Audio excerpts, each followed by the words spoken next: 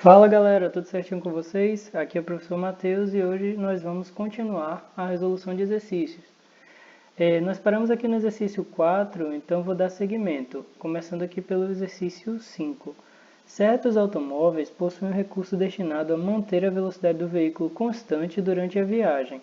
Suponha que em uma parte de uma estrada sem curvas, o veículo passe por um longo trecho em subida, seguido de uma longa descida, sempre com velocidade constante.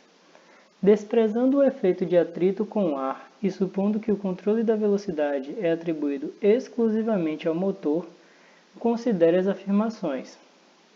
Aqui a gente tem a alternativa 1.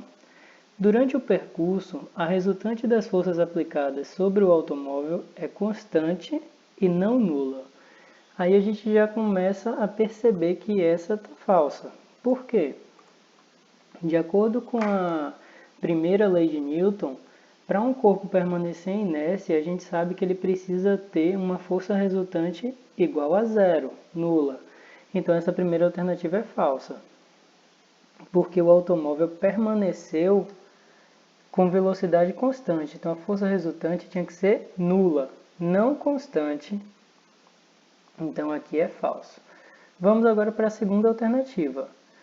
Durante o percurso, a resultante das forças aplicadas sobre o automóvel é nula. Então, essa está totalmente condizente com a primeira lei de Newton. Nessa alternativa, a gente diz que a força resultante é nula. Perfeito. Então, a velocidade do móvel é constante. Terceira alternativa. A força tangencial aplicada pela pista às rodas tem mesmo sentido da velocidade na descida e contrário na subida. Gente, essa terceira afirmativa, ela está muito ligada ao fato de nós andarmos. Quando nós andamos, nós empurramos o chão para trás e o chão empurra o nosso pé para frente. A roda do carro, na subida, por exemplo, a roda vai empurrar o chão para trás e o chão vai empurrar a roda para frente. Então, sempre a pista vai estar exercendo uma força nas rodas que vai auxiliar o movimento. Então, na subida vai estar no mesmo sentido da velocidade, porque vai estar ajudando a subir. E na descida não será contrário. Na descida continuará auxiliando a nossa velocidade. Então, essa alternativa ela fica falsa com a palavra contrário na subida, no caso, porque sempre vai estar no mesmo sentido da velocidade. Então, a única alternativa que está correta é a alternativa 2, né? A afirmação número 2. E aí a gente evidencia que é a letra A. Eu quero chamar a atenção de vocês ao gabarito, porque alguns gabaritos dessas questões estão errados, então eu estou fazendo com vocês justamente para a gente ir corrigindo. Esse eu não sei dizer se ele está errado, mas vou verificar aqui agora. Bora ver se ele está errado. É a alternativa A. Questão 5 aqui no gabarito, como vocês podem ver, está a alternativa letra C, está errado, então corrijam. E agora vamos para a questão de número 6. Na questão de número 6, a gente tem esse enunciado. Considere um grande navio do tipo transatlântico movendo-se em linha reta e com velocidade constante, a velocidade de cruzeiro. Em seu interior existe um salão de jogos climatizado e nele uma mesa de ping-pong orientada paralelamente ao comprimento do navio. Dois jovens resolvem jogar ping-pong, mas discordam sobre quem deve ficar de frente ou de costas para o sentido do deslocamento do navio. Segundo um deles, tal escolha influenciaria no resultado do jogo, pois o movimento do navio afetaria o movimento relativo da bolinha de ping-pong. Pessoal, antes de começar a discutir as alternativas aqui, o que precisamos ter consciência? Se o navio está com velocidade constante, ele não vai afetar o movimento da bolinha que está lá no jogo, que está se movendo. Então, se um corpo possui velocidade constante e alguém está dentro desse veículo, no caso dentro do navio, esse alguém que está lá dentro não vai ter sua velocidade alterada. Ele não vai perceber que está em movimento. Quando você está dentro de um navio que está com velocidade constante, você não percebe que ele está em movimento. Logo, o movimento do navio, se a velocidade for constante, não vai afetar a bolinha de ping-pong. Nós chamamos esse referencial de velocidade constante, no caso o ponto de vista, que está de acordo com a primeira lei de Newton, de referencial inercial. Então, agora que já sabemos os termos, este referencial inercial não vai afetar o movimento da bolinha de ping-pong. Agora vamos analisar aqui as alternativas. Na letra A discussão não é pertinente, porque um deles estava afirmando que o movimento do navio afetaria. Isso não é pertinente, então está certo. Pois no caso o navio se comporta como um referencial não inercial, aí é que está a questão. Nós conseguimos analisar que o referencial do navio em movimento com velocidade constante é um referencial inercial. Então essa alternativa aqui ela está falsa por conta desse termo, não inercial. Um referencial não inercial é aquele que tem aceleração. Seria um carro que está freando. Agora vamos para a alternativa B. A discussão é pertinente, é que você já vê que você pode cancelar essa alternativa porque não é pertinente, não faz sentido discutir a modificação da velocidade da bolinha. Na letra C ele fala, a discussão é pertinente novamente, então você já pode anular. E a única que sobra é a letra D. A discussão não é pertinente, correto, pois no caso o navio se comporta como um referencial inercial, perfeito, um ponto de vista que obedece à primeira lei de Newton, não afetando o movimento da bola. Perceba então que um referencial inercial ele nunca vai influenciar no movimento dos corpos que estão dentro dele. Então, a alternativa D. Vou conferir aqui para ver se esse gabarito precisa ser corrigido. A 6, então, é a letra D. D está correto aqui. Vamos para a questão de número 7. Na figura a seguir, representamos uma esfera de massa m presa ao teto de um vagão e em repouso em relação a este. O vagão desloca-se em movimento retilíneo com uma aceleração A para a direita em relação ao solo. Do ponto de vista de um observador em repouso, em relação ao solo, qual das alternativas seguintes representa corretamente as forças que atuam sobre a massa M? Pessoal, essa questão aqui vai ser mais fácil de resolver quando a gente ver o próximo assunto. Porém, agora já dá para a gente ter uma ideia de quais são as forças que estão atuando sobre essa bolinha M. O que é que você tem que pensar? Tem um fio que está segurando essa bolinha. Todo fio tem uma força chamada tração. Então você tem aqui a tração, que é exercida por esse fio que está puxando a bolinha para o teto, impedindo que ela caia. E você tem também algo que puxa a bolinha para baixo, que puxa a bolinha para o chão, que é o motivo dos corpos caírem, é a força-peso. Então você tem aqui a tração, que é devida ao fio, e você tem o peso, que é a força que a terra está fazendo para puxar a bolinha para o chão. Então a gente tem essas duas forças. É muito comum o estudante que começa a ver essa questão do referencial acelerado, pensar que existe uma força que empurra essa bola para trás. Seria essa força que a inércia faz, né? Se o corpo está se ele tivesse aqui no centro, ao começar a se acelerar, ele seria deslocado para a esquerda. Quando você acelera o ônibus, a gente sente que está sendo empurrado para trás. Mas este movimento de ser empurrado para trás após um ônibus acelerar, ele é uma consequência da inércia, não é uma força que possui uma natureza. Então, de quem nos observa, nós permanecemos sempre no mesmo ponto, sem nenhuma força puxando a gente para trás do ônibus. Então, as únicas forças que estão atuando sobre essa massa, mzinho, do ponto de vista de quem está fora do ônibus, é a tração e o peso.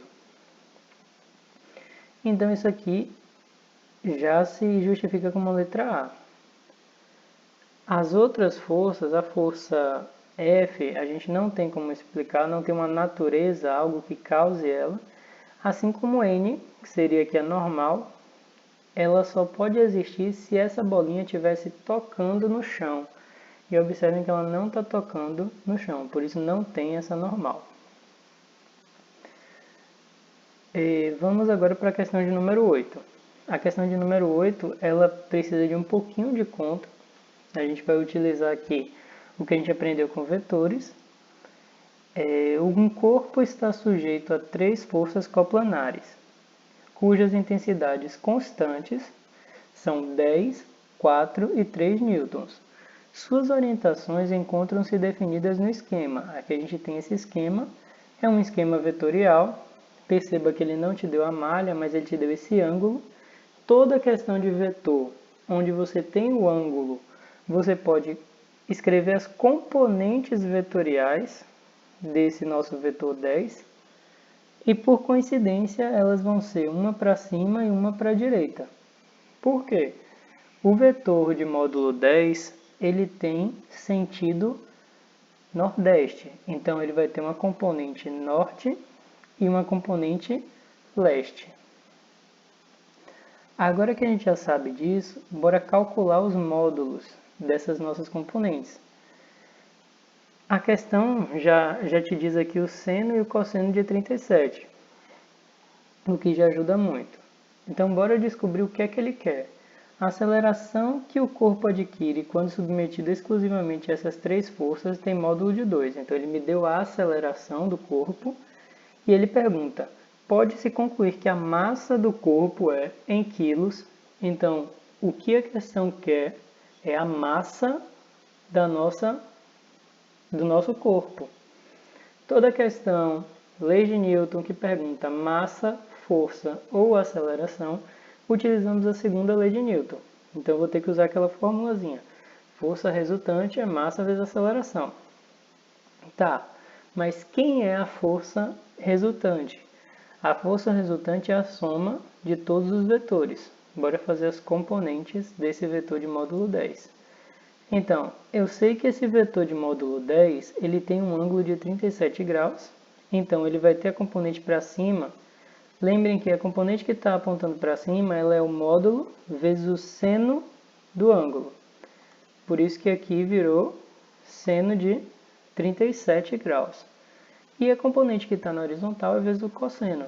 O seno de 37 é 0,6 e o cosseno de 37 é 0,8. 10 vezes 0,6, 6, e 10 vezes 0,8, 8.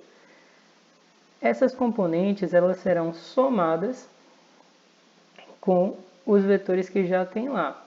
Quais são os vetores que tem aqui? A gente tem 4 para a esquerda e 3 para baixo.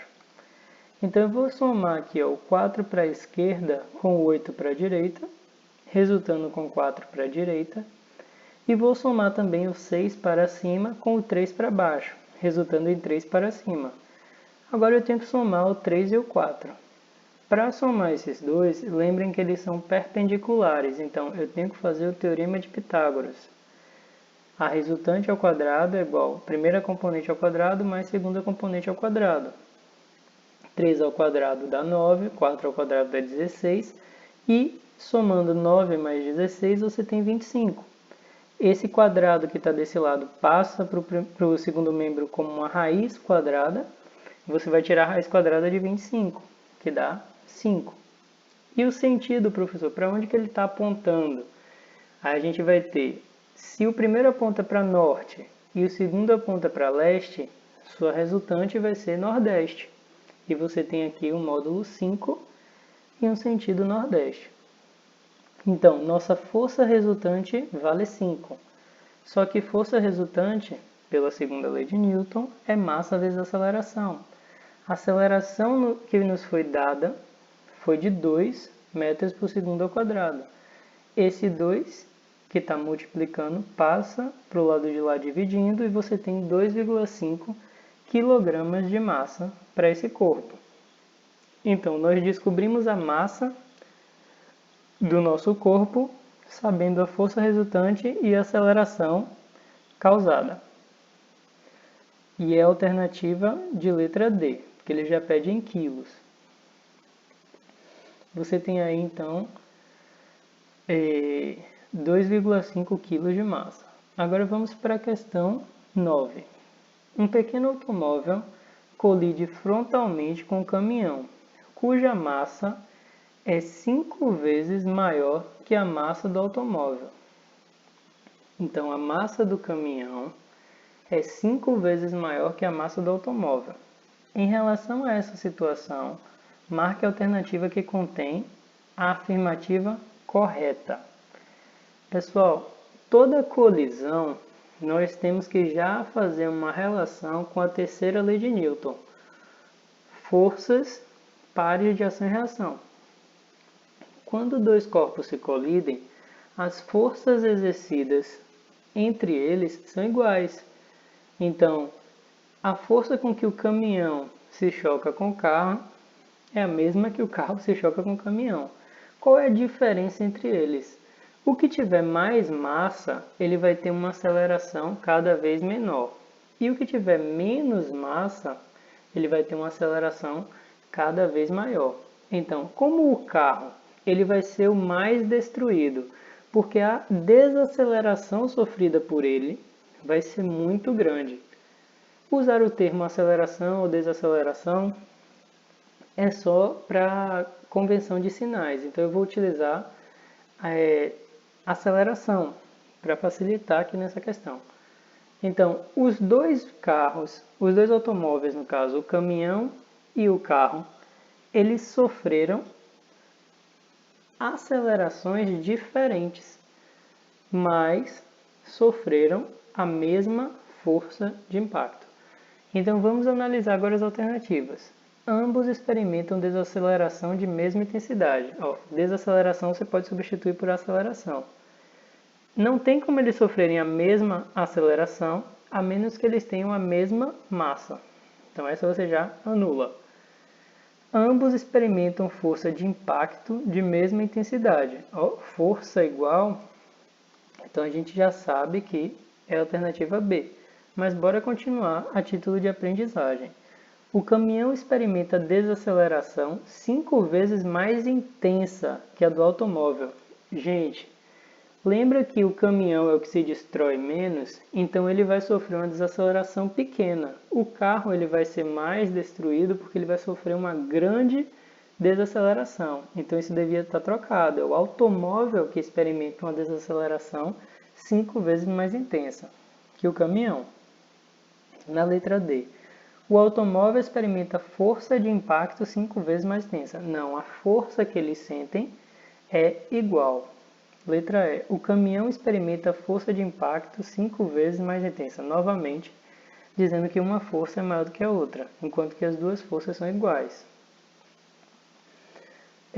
Aqui dá para finalizar a questão 9. Vamos agora para a questão de número 10. É uma questão que parece ser um pouquinho mais complicada, mas é bem simples também. A única coisa que a gente precisa utilizar aqui é a leitura de gráfico.